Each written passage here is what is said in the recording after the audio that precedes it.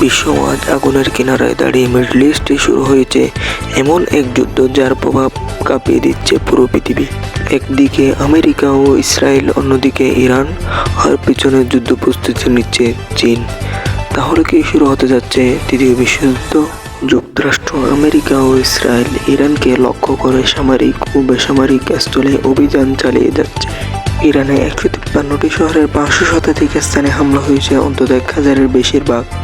নিহত সংখ্যা 787 জন। ইরানও কিন্তু থামেনি, তারাও বহু মিসাইল ও বহু ড্রোন নিয়ে আমেরিকা ও ইসরায়েলকে লক্ষ্য করে ছুটছে। এবং এদিকে চীনও ইরানের ভাই হয়ে তারাও যুদ্ধের জন্য প্রস্তুতি নিচ্ছে। এবং চীন সরাসরি বহু মিসাইল নিয়ে প্রস্তুত, যাতে লাঠিও না ভাঙে, সাপও না মরে। এবং ইরান পাল্টা হামলা করে ইসরায়েলকে লক্ষ্য করে অভিযান চালিয়ে কয়েকটি শহর বিচ্ছিন্ন করে দিয়েছে। আমেরিকা এবং ইসরায়েলের সাথে যে দেশগুলো জড়িত রয়েছে, সৌদি, কুয়েত সহ আরও অনেক দেশগুলোকে ইরানের হামলার শিকার হতে হচ্ছে। এখন শুধু মধ্যপ্রাচ্য নয়, এটি একটি আন্তর্জাতিক সংকট। ডোনাল্ড ট্রাম্প বলেছেন এই যুদ্ধ চালিয়ে যেতে হবে কয়েক সপ্তাহ পর্যন্ত। আর অন্যদিকে ইরান বলেছে তারা দীর্ঘ সময় পর্যন্ত লড়াই করবে, মূল্য যাই হোক লড়াই চালিয়ে যেতে হবে।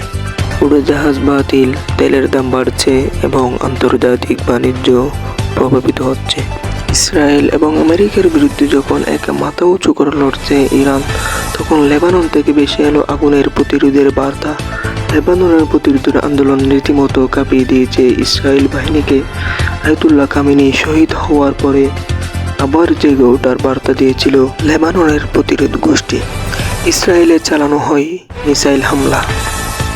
অন্যদিকে চীন সরাসরি আমেরিকা, ইসরায়েলকে ধ্বংসের হুমকি দিয়েছে বলে জানানো হয়েছে।